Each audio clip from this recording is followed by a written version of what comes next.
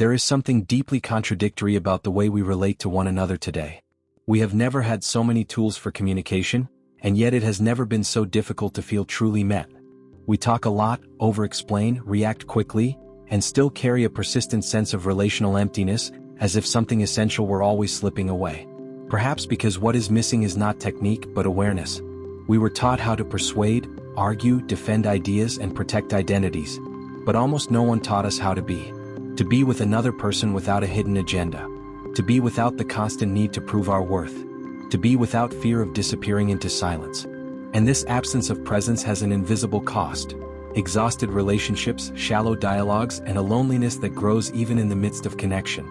This video is not about charisma, persuasion, or social skills in the conventional sense. It is about something more radical and more simple: how the ego interferes with human encounter. It is about seeing how the need to be right, to be validated, to influence, often distances us from exactly what we most desire: real connection. Perhaps the most counterintuitive idea here is this: the more we try to influence people, the less we truly touch them. And the less we try, the more something real happens. Not because we become passive, but because we become present. Presence, when it is authentic, reorganizes everything around it, without effort, without pressure. If you've ever felt that you speak but are not heard, if you've noticed that you win arguments but lose bonds, if you sense that there is a more mature, more human, more conscious way of relating, then this is not just a video to be watched. It is an invitation to be passed through. Invisible loneliness in the midst of relationships. When we are surrounded by people, yet profoundly unseen, there is a kind of loneliness that is not born from the absence of people, but from the absence of encounter. I'm speaking of that strange feeling of being in meetings, conversations, dinners, constant messages, and still returning home with a void that is hard to name. It's not a lack of contact. It's a lack of presence. It's the experience of speaking and not being truly heard, of looking and not being genuinely seen. This loneliness does not scream. It seeps in. And precisely because of that, it becomes so dangerous to the soul. When I look at Dale Carnegie's work through this lens, something very different emerges. How to Win Friends and Influence People does not begin, symbolically, as a social manual. It begins as a quiet portrait of the modern human condition. Individuals surrounded by voices, opinions, stimuli, and performances, yet starving for real recognition. The book touches a point we rarely confess. Most of us don't want to win arguments, we want to feel that we exist for someone. In everyday life, this loneliness shows up in subtle ways. In the couple that talks every day but hasn't truly listened to each other for years. In the professional who speaks in meetings but feels their words leave no trace. In the friend who laughs along but notices no one asks how they really are. Invisible loneliness is not born of explicit rejection, but of symbolic indifference.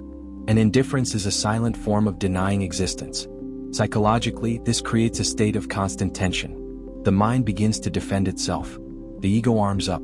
We speak louder, argue more, explain more, justify more. We try to occupy space because internally we feel ourselves fading. Here a deep paradox emerges. The more we try to be seen by force, the less we are truly met. The desperate attempt to influence ends up pushing us away from genuine encounter. There is also a spiritual dimension to this process. When we are not seen, something within us fragments. We lose contact with an essential part of our humanity, the sense of belonging. Not merely social belonging, but existential belonging. To belong is to feel that my presence matters, that my experience has a place in another's world. Without this, the soul begins to close, to protect itself, to harden. Carnegie understood, perhaps without using these words, that much relational suffering does not come from malice, but from blindness. People are not cruel, they are distracted. So busy trying to exist, prove worth, defend identity, that they cannot see who is in front of them. Everyone fights for their own visibility, and the result is a field of lonelinesses colliding but never meeting. In daily life, this blindness becomes normalized. We interrupt to be heard. We give advice to seem useful. We disagree to assert identity. All of this is an unconscious attempt to say, "Look at me." The problem is that in doing so we stop looking. And without looking there is no bridge. Without a bridge there is no relationship, only coexistence. At this point, the book functions as an uncomfortable mirror. It invites us to ask, not in a moralistic way but honestly, how often am I more concerned with being interesting than with being interested? How often do I enter a conversation already preparing my next line instead of truly listening to what is being said? This question does not accuse. It reveals. This invisible loneliness also shapes our relationship with ourselves. When we are not seen externally, we begin to abandon ourselves internally. We start to doubt our worth, our sensitivity, our intuition. The silence of the other echoes as internal judgment. And little by little, we become strangers to ourselves. Social disconnection turns into inner disconnection. Perhaps the most delicate point here is this: we were not educated for encounter. We were trained for performance. To convince, impress, argue, win. But no one taught us the art of being with another person without wanting something from them. And it is precisely this absence that feeds modern loneliness, not a lack of social techniques but a lack of conscious presence. As we pass through this first portal of the work, something begins to shift within us. A subtle discomfort, almost a recognition. The sense that perhaps the problem is not only out there, in difficult or indifferent people, but in a deeper relational pattern we all learn to repeat. And it is from this quiet recognition that a new possibility begins to form. The ego as defense mechanism and inner prison. Why the need to be right distances us from what we truly want. There is a moment, almost imperceptible, when a conversation stops being an encounter and becomes a battlefield. There are no shouts, no explicit aggression, just a subtle shift in energy. Listening closes. The mind arms itself. The body tightens.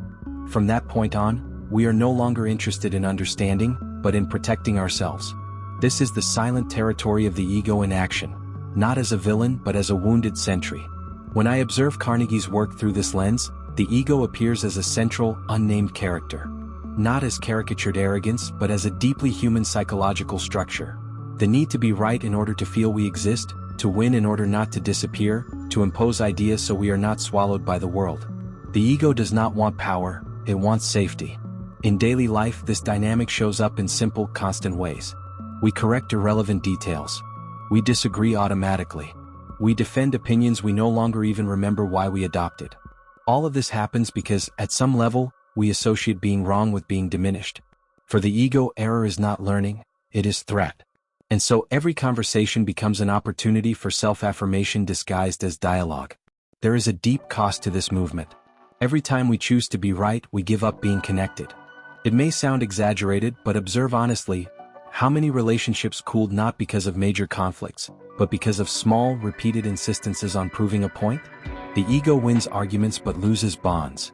And what it truly wanted from the beginning was not victory, but belonging.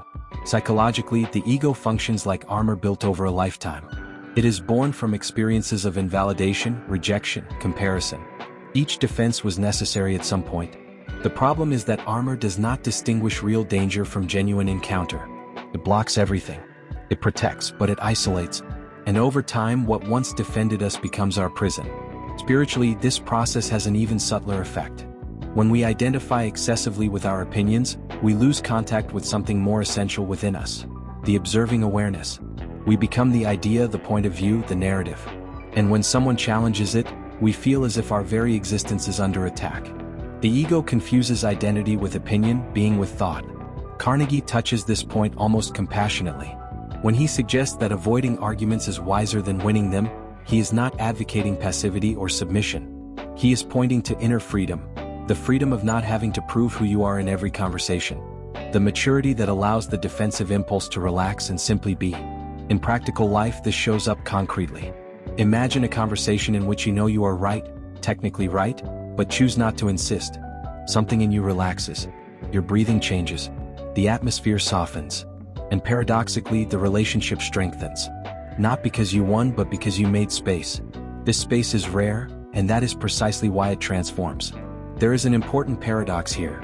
The less we need to defend the ego, the more authentic we become. True security does not come from winning debates, but from knowing that our dignity does not depend on constant approval. When this integrates, we stop reacting automatically. We begin to respond consciously. And that difference changes everything. In everyday life, this integration requires practice and presence. It is not about silencing feelings or swallowing discomfort, but about noticing the impulse before acting. The pause between stimulus and response is where awareness enters. It is there that we choose whether to feed the ego or nourish the relationship. This choice, repeated over time, reshapes how we inhabit the world. Perhaps the most delicate recognition is that we often use the ego to avoid vulnerability. Being right gives us a sense of control. Truly listening exposes us. And it is precisely this exposure that the ego fears. But without it, there is no real encounter, only carefully defended versions of ourselves speaking at a distance. As we pass through this chapter, something begins to move internally, an uncomfortable yet liberating perception. Perhaps what we most desire in relationships is not to win, but to rest. To rest from the need to prove, explain, justify. And this rest becomes possible only when we begin gently to loosen the armor we no longer need to carry. The fundamental human desire, to be recognized. The quiet hunger for importance, validation, and symbolic existence. There is a desire that cuts across cultures, eras, personalities, and individual histories. It manifests in different ways, sometimes noble, sometimes distorted, but it is always there, pulsing beneath even the simplest choices. It is not the desire for success, nor romantic love, nor power. It is more essential, the desire to be recognized. To feel that our presence makes a difference in someone's world. When I observe Dale Carnegie's work from this angle, I see that it touches precisely this sensitive nerve of the human condition. Behind every practical guideline lies a deep understanding. People are not moved solely by logic or reason, but by an emotional need for importance. Not inflated egoic importance, but that intimate sense of I matter, I am seen, I am considered. In everyday life, this hunger reveals itself almost invisibly. It's in the worker who goes beyond what is required, hoping for a simple good job. It's in the friend who tells a story not to show off, but to be welcomed. It's in the parent, the partner, who wants to be recognized not for what they do, but for who they are. When this need is unmet, something in us quietly withers. Psychologically, lack of recognition produces a void that is hard to explain. A person may have achievements, stability, even external admiration, and still feel a persistent discomfort. Because the recognition that heals is not generic, it must be personal. It must touch who we are, not just the role we play. Without this, we begin to seek validation compulsively, often in ways we don't even notice. Spiritually, recognition is tied to the experience of fully existing. To be recognized is to be reflected in another's gaze, to feel that our essence has found a mirror. When this happens, something organizes within us. Anxiety decreases, aggression relaxes, the body feels safe. And from that safety, we become more available to recognize the other as well. Carnegie understands that many human conflicts are not born from real differences, but from a silent competition for importance. Everyone wants to be heard first. Everyone wants to be right. Everyone wants to be validated. And when two hungers for recognition meet without awareness, the result is friction, resentment, distance. Not because of malice, but because of unmet need. In daily life, this shows up in simple situations. A conversation where no one truly listens. A debate where each statement is just preparation for the next reply. A relationship where praise is rare and criticism abundant. Gradually, the person feels they must do more, say more, prove more. Recognition becomes something to be extracted rather than naturally received. There is a profound paradox here. The more we seek recognition directly, the less it comes. Because true recognition is not demanded, it emerges from encounter. An encounter only happens when we step slightly out of the center and make space for the other to exist. In this gesture, something reverses. By recognizing the other, we touch something so deeply human that we are often recognized in return, not as strategy but as consequence. From a human development perspective, learning to recognize others is a form of emotional maturity. It means noticing effort, intention, pain, and dignity. It means naming what is seen, not exaggeratedly but sincerely. A simple, specific, genuine acknowledgement can transform someone's day, sometimes their life. And this requires no talent, only presence. In practice, recognition is not flattery. It is attentive observation. It is saying, I noticed your effort, I understand what this cost you, what you did had an impact. When we do this, something shifts in the relational field. Defensiveness drops. Dialogue opens. Trust grows. Because the hunger has been, even if briefly, satisfied. Perhaps the most transformative insight of this chapter is realizing that what we most want to receive is exactly what we have the most power to offer. Recognition generates recognition. Presence generates presence. When we understand this not as a social technique but as a human truth, our relationships stop being battles for space and become territories of encounter. And it is precisely here that a new question begins to emerge quietly. If recognition is so powerful, what happens when we learn to offer it not as a social strategy, but as an inner posture? It is into this deeper territory that we now move. Listening as a spiritual act in psychological revolution. the silence that heals, connects, and reorganizes consciousness. There is an abyssal difference between hearing and listening. Hearing is physiological. Listening is existential. Listening requires presence. It requires the suspension of the ego. It requires that, for a few moments, we let go of ourselves to enter the world of another. And this is precisely why listening has become so rare. Not because it is technically difficult, but because it is profoundly transformative. And transformation is frightening. As we move through Carnegie's work with this perspective, listening ceases to be a social skill and reveals itself as a spiritual gesture. A simple, almost invisible act, yet capable of touching deep layers of the human psyche. When someone feels truly listened to, something reorganizes within them. Anxiety diminishes. Defensiveness softens. The person begins, themselves, to listen inwardly. In everyday life, however, listening is constantly sabotaged. We listen while formulating our response. We listen while judging. We listen waiting for our turn to speak. This kind of listening does not create encounter. It creates alternating monologues. And yet we call this dialogue. The result is a diffuse sense of relational exhaustion, as if speaking were never enough. Psychologically, true listening offers something rare: validation without correction. When someone speaks and is not interrupted, not corrected, not immediately advised, the mind feels safe. And safety is the ground in which awareness expands. Many people do not need answers, they need space. Space to organize thoughts, emotions, and experiences. There is also a therapeutic dimension to this process. In deep listening, we are not just receiving words, we are welcoming inner states, the tone, the pauses, the hesitations, what is left unsaid.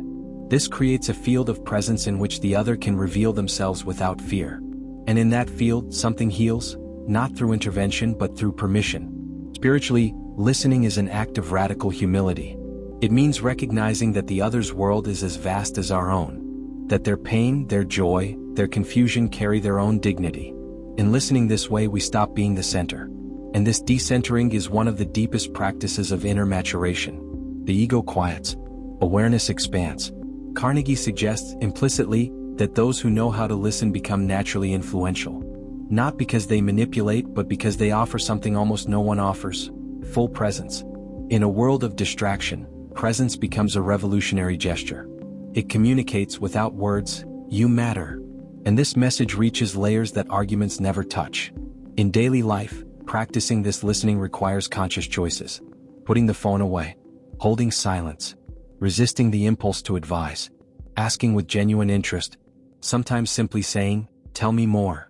These gestures seem small, but their impact is disproportionate. They create bond. They create trust. They create openness. There is a powerful paradox here. By listening deeply to another, we come into contact with ourselves. Because in quieting our automatic reactions, we begin to notice our own inner noise. Listening becomes a mirror. It reveals our impatience, our defenses, our need for control. And in revealing, it offers the possibility of integration. In human development, listening is a practice of emotional maturity. It means tolerating difference, discomfort, ambiguity. Not everything needs to be solved. Not everything needs an answer. Some things only need to be recognized. When we learn this, our relationships become less tense and more real. Perhaps the most transformative aspect of this chapter is realizing that listening does not only change the one who speaks, it profoundly transforms the one who listens. Because in sustaining presence, something within us aligns. Hurry diminishes. Anxiety loosens its grip. Awareness roots itself in the present moment. And this state begins to overflow into other areas of life. It is from this quality of presence that something even more delicate begins to reveal itself. The way we judge, criticize, and place ourselves above others may be exactly what most blocks this deep listening. And it is in this subtle territory that the next portal opens. Judgment, criticism, and the addiction to moral superiority. How criticism seduces us with power while separating us from life. There is a subtle, almost invisible pleasure in judging. It does not present itself as cruelty but as clarity. It does not announce itself as aggression but as correction. Many times we believe we are simply being honest, rational, or fair. Yet behind constant criticism, something deeper is at work. An attempt to place ourselves above others so we don't have to expose ourselves. When we move through Carnegie's work through this lens, criticism ceases to be merely a social mistake and reveals itself as a psychological defense mechanism. Judgment creates distance, and distance offers safety. When I position myself as the evaluator, I don't have to be vulnerable. I don't have to admit doubt. I don't have to engage with the other person's complexity.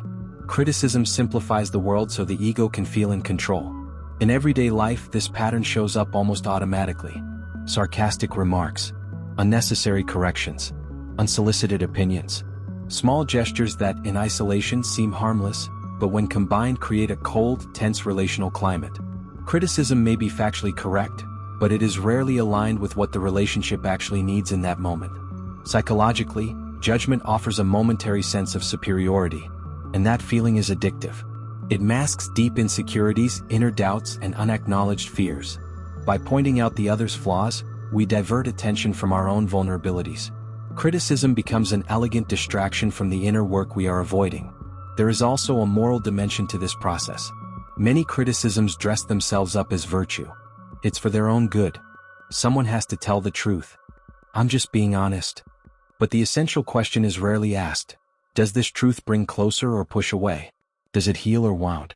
Does it build or isolate? Spiritual maturity is not about saying everything we think, but discerning what needs to be said, and how. Carnegie recognizes that criticism, even when well-intentioned, almost always generates resistance. Not because people are weak, but because judgment directly touches the ego, reactivating old defenses. Instead of reflection, it produces closure. Instead of change, it generates justification. The effect is usually the opposite of what was intended. In the spiritual realm, judging is a subtle way of separating ourselves from life. By classifying, labeling, and condemning, we stop participating. Judgment creates an illusion of clarity but impoverishes the human experience. We lose the ability to see nuance, context, invisible pain. And without realizing it, we trade understanding for rigidity.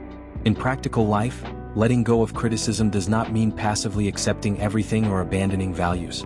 It means learning to choose another path of influence, one that begins with curiosity. Instead of "why did you do that?" asking "what led you to that?" Instead of pointing out flaws, recognizing intentions. This shift completely changes the relational atmosphere. There is a powerful paradox here. When we release the need to judge, we gain real authority. People feel safe around us. Conversations deepen. Defensiveness decreases.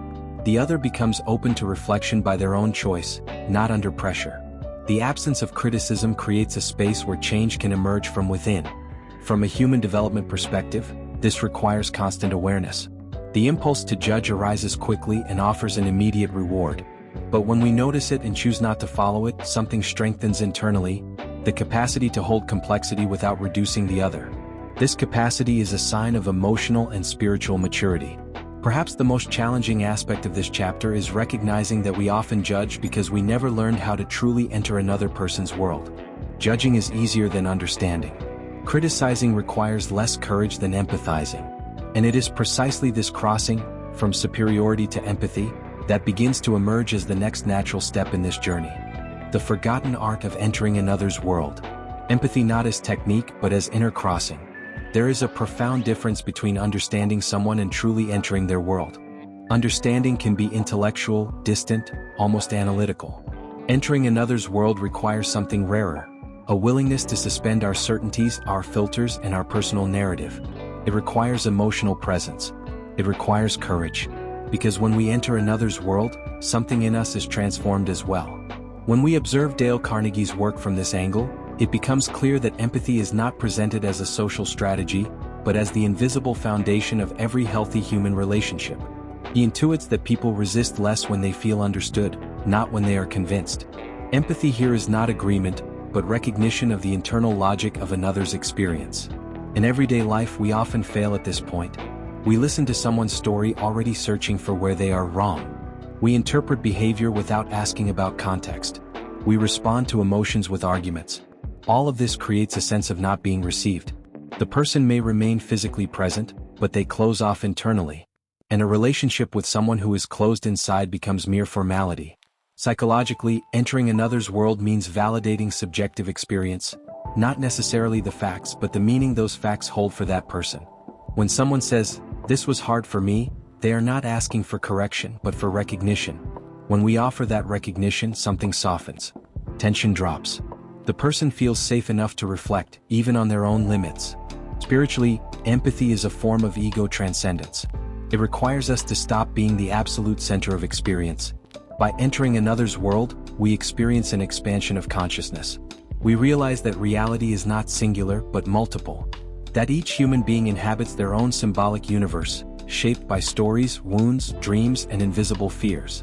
Carnegie subtly suggests that all human resistance is born from the feeling of not being understood. When someone feels attacked, corrected, or diminished, defenses rise. But when they feel seen, something opens. Empathy disarms, not through submission but through shared humanity. This is the quiet power of entering another's world. In practical life, this crossing requires genuine questions. What does this mean to you? How did you feel in that situation? What's the hardest part of this?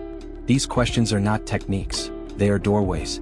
By stepping through them, we show a willingness to walk alongside, even without agreement. And this gesture creates a bond that arguments never could. There is also an important paradox here. By entering another's world, we do not lose ourselves, we are enriched. Our vision expands, our sensitivity deepens, our understanding of the human condition grows. Empathy does not weaken identity, it makes it more flexible, more mature, more integrated. The fear of giving in too much comes from a fragile identity, not inner strength. In human development, this capacity marks an important transition. We move from a defensive posture to a relational one. We stop asking, "How do I protect myself?" and begin asking, "How do I connect?" This shift profoundly alters the quality of relationships, work, and emotional life, because true connection generates spontaneous cooperation. In daily life, this shows up in small gestures. Acknowledging effort before pointing out limits. Naming emotions before discussing solutions. Adjusting tone before adjusting content. These gestures are not artificial, they are expressions of awareness. And when practiced consistently, they transform entire environments. Perhaps the most delicate realization here is that empathy confronts us with our own humanity. By entering another's world, we see reflected our own fragilities, fears, and contradictions. And that is precisely why empathy has such a deep effect. It reminds us that despite differences, we are all in our own way trying to survive, love, and make sense of life. From this embodied empathy, not theoretical but lived, a new form of influence emerges. An influence that does not pressure, manipulate, or force. It simply invites. And it is this paradox that begins to reveal itself in the next portal of this journey. Influence as presence, not manipulation. The paradox of touching another without trying to control them. There is a word that carries an ambiguous weight. Influence. For many, it sounds like disguised manipulation, the ability to lead someone without them noticing. But when we move deeply through Carnegie's work, this word begins to shift in meaning. Influence here is not domination. It is contact. And contact requires presence, not control. Manipulation is born of fear. Fear of loss, fear of being ignored, fear of not getting what we want. Presence is born of trust. Trust that when we show up fully, something real happens. This is a quiet but fundamental dividing line. People manipulate when they don't trust the power of encounter. They influence when they trust the quality of the relationship. In everyday life, the difference is noticeable. Manipulation tries to convince quickly. Presence holds time. Manipulation uses arguments as weapons. Presence uses listening as a bridge. Manipulation seeks immediate results. Presence respects the other's inner rhythm. And paradoxically, it is this patience that generates deeper and more lasting change. Psychologically, true influence operates at a deeper level than logic. It touches basic human needs: safety, recognition, belonging. When someone feels safe in our presence, they become more internally flexible. Rigidity softens. Defensiveness loosens. Not because it was defeated, but because it is no longer needed. Carnegie intuits that no one likes to feel pushed, but almost everyone likes to feel invited. There is a fundamental difference between forcing an idea and creating a space where the idea can be considered. Mature influence does not invade, it offers. And when the offer is genuine, it preserves the other's dignity. Spiritually, this form of influence requires detachment. Detachment from outcomes, from control, from the anxiety to convince. When control is released, something opens. The possibility of trusting the relational process. This trust is not passivity, it is inner alignment. It is knowing that truth does not need to be pushed when it encounters fertile ground. In practical terms, this shows up in simple choices. Presenting ideas as possibilities, not impositions. Listening to objections without closing off. Validating the other's point of view before offering one's own. These gestures do not diminish authority, on the contrary, they increase it. Because real authority comes from inner coherence, not external pressure. There is a powerful paradox here. The less we try to influence, the more influential we become. Because the absence of pressure creates curiosity. The other approaches by their own choice. The relationship becomes a space of exchange, not competition. And in that space, ideas circulate with greater freedom and depth. From a human development perspective, this shift requires emotional maturity. It means tolerating uncertainty, accepting that the other may not agree, may not change, may not follow. This acceptance is not resignation, it is respect. And respect creates soil where transformation, when it happens, is authentic. In daily life, people who influence through presence are often remembered not for what they said, but for how they made others feel. There is a quality of calm, clarity, and safety around them. This quality is not performative. It arises from a less reactive ego and a more integrated awareness. Perhaps the most transformative insight of this chapter is realizing that the deepest influence happens when we stop trying to change the other and start caring for the quality of our own presence. Because presence is contagious. It teaches silently. And without needing to convince, it invites the other to become more conscious as well. From this presence, a new movement becomes possible. The courage not to defend, not to react, not to constantly justify oneself. A humility that is not weakness but inner strength. And it is this territory we begin to cross next. Conscious humility and the strength of not defending oneself. When the ego relaxes, space opens for real transformation. There is a quiet strength in not defending oneself, a strength often mistaken for weakness, but which in fact requires deep inner security. Constant self-defense signals perceived threat. Not defending oneself, when possible, signals rootedness. It is knowing who you are without needing to prove it. When we look at Carnegie's work through this lens, humility appears not as submission, but as emotional intelligence. He understands that admitting mistakes, acknowledging limits, and letting go of a perfect self-image creates something rare: trust. When someone doesn't need to protect themselves all the time, others relax too. And in that relaxation, dialogue becomes possible. In everyday life, defensiveness shows up almost automatically. We over-explain. We justify before listening. We react quickly to criticism, even mild criticism. This impulse comes from a deep association between critique and devaluation, as if any feedback were a threat to our identity. The ego then shifts into maximum protection mode. Psychologically, constant defense keeps the nervous system in a state of alert. The person lives tense, ready to react. This is exhausting, for the body, the mind, and relationships. Conscious humility, on the other hand, allows for an economy of psychic energy. I don't need to win everything. I don't need to respond to everything. I don't need to explain myself all the time. There is also a deep spiritual dimension here. Not defending oneself, when done consciously, is an act of trust in one's own dignity. It is knowing that value does not depend on another's momentary opinion.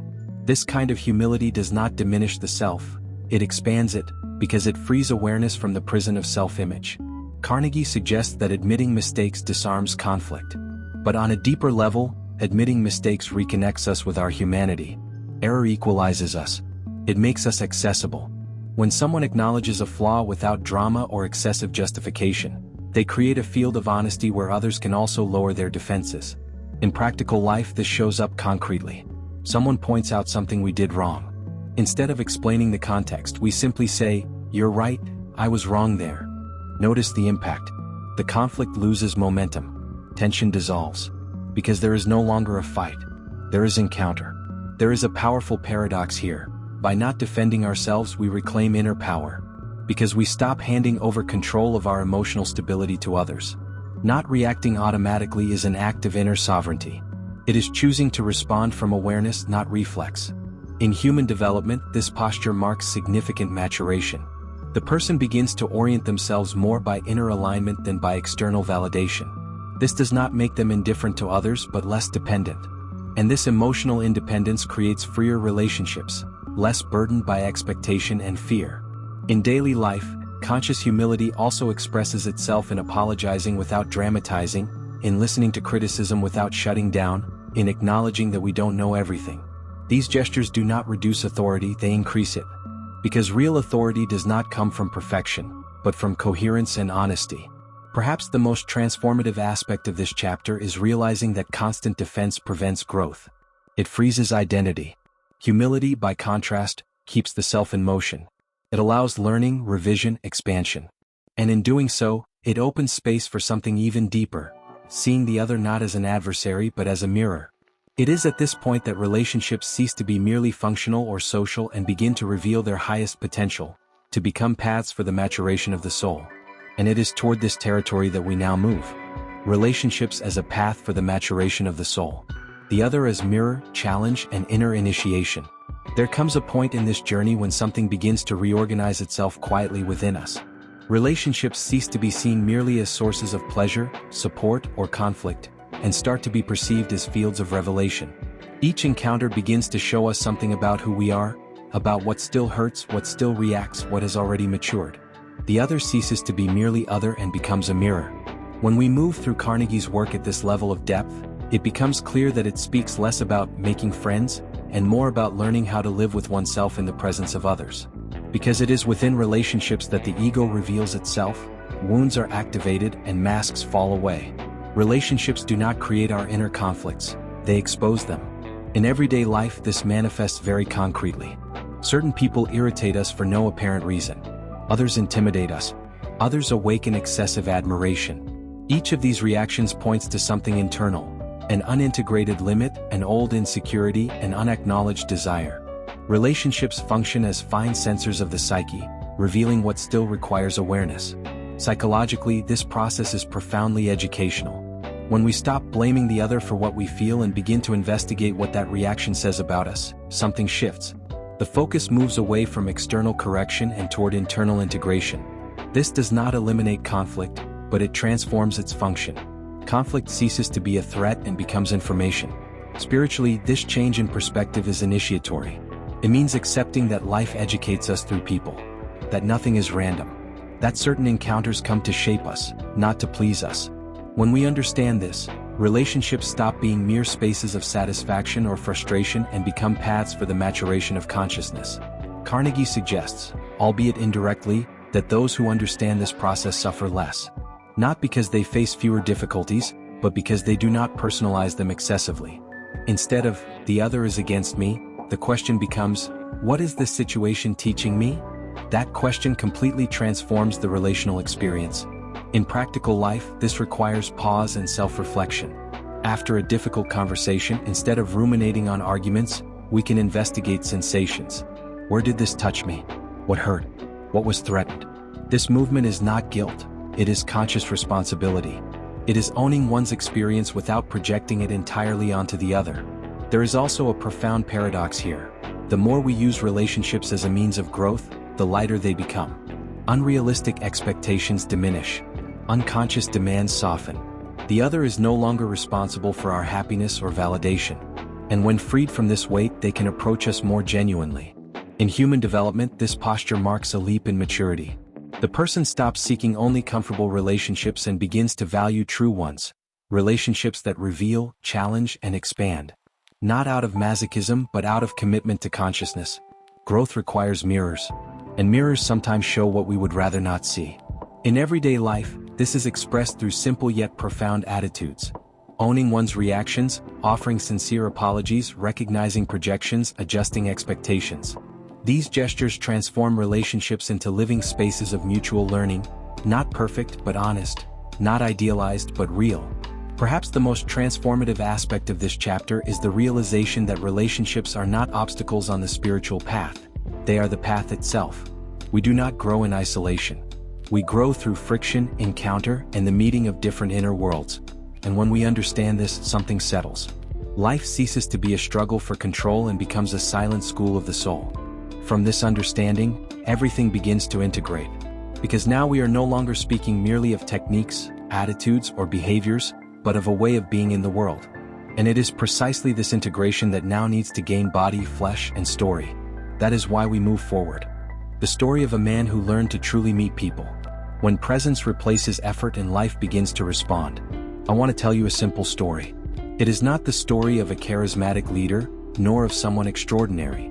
It is the story of an ordinary man, living an ordinary life, facing dilemmas that may be very similar to yours. Precisely for that reason, it matters. Let's call him Daniel. Daniel was always considered competent. He worked well, met deadlines, and was intelligent. But there was something he could not quite name, a strange exhaustion in relationships. At work, he felt he had to assert himself to be respected. At home, he felt he spoke a lot but was listened to very little. With friends, he often left conversations feeling that something was missing, even though everything had technically worked. He was not a harsh person. Quite the opposite. But he lived in a constant state of alert, always ready to explain, justify, argue. As if relaxing would mean losing ground. As if he needed to secure his existence in every interaction. Daniel did not know it, but he carried within him the same invisible loneliness we spoke of at the beginning of this journey. One day, after a trivial conversation that ended in an unnecessary conflict, something pierced through him. It was not anger. It was exhaustion. He realized he was tired of trying to be heard. Tired of trying to be right. Tired of trying to convince. For the first time, a different question arose. What if the problem isn't other people? That question did not bring immediate answers. It brought silence. And within that silence, Daniel began to observe something new, his own behavior. He noticed how he interrupted, how he corrected irrelevant details, how he listened while already preparing responses. Not out of malice but out of fear, the fear of disappearing if he did not assert himself. The first change was almost imperceptible. In a meeting, someone presented an idea Daniel disagreed with. The impulse to correct arose as always. But this time he did not follow it. He remained silent. He listened until the end. He asked a sincere question, something simple. What led you to think this way? Something unexpected happened. The tone of the conversation changed. Tension softened. The person opened up. And by the end, Daniel realized he did not need to convince anyone.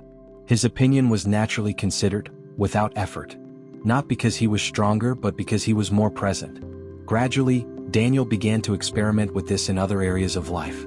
At home, he listened without correcting. He welcomed without explaining. He acknowledged emotions without trying to fix them immediately. At first, it was uncomfortable. Silence made him feel exposed. But something deep began to happen. People drew closer. He realized that the less he defended himself, the more trust emerged around him. That admitting a mistake did not diminish him, it humanized him. That recognizing the other did not erase him, it made him visible.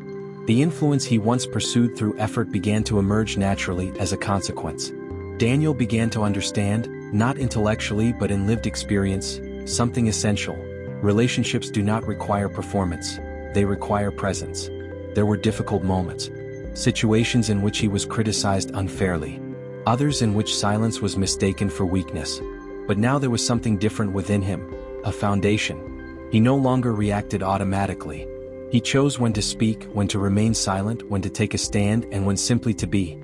Over time, Daniel noticed something even deeper. Relationships became less exhausting, less defensive, more real. He no longer needed to prove his worth. It was enough to remain aligned with himself. And from that alignment emerged a quiet authority, one that does not impose itself but sustains itself. One day in a simple conversation, someone said to him, "It's easy to talk to you. You can think better when you're around." Daniel smiled, not because he felt superior but because he recognized the path he had walked. He had not learned how to influence people. He had learned how to meet them. And this is where that story meets you. Because perhaps the greatest teaching of this work, when crossed as a portal of consciousness, is this. The other is not an obstacle to be overcome, but a territory to be inhabited with presence. When we truly listen, something within us reorganizes. When we let go of the need to be right, something within us rests. When we recognize the other, something within us recognizes itself as well. This is not about social techniques. It is about inner maturity. It is not about pleasing. It is about aligning presence, consciousness, and humanity. It is not about changing the other. It is about becoming a space where change can happen. If there is something to apply from here, it is not a method. It is a posture. In the next conversation, try listening a little more. In the next criticism, try not defending yourself immediately. In the next encounter, try being fully present. Relationships will respond, not because you tried to influence but because you learned how to be.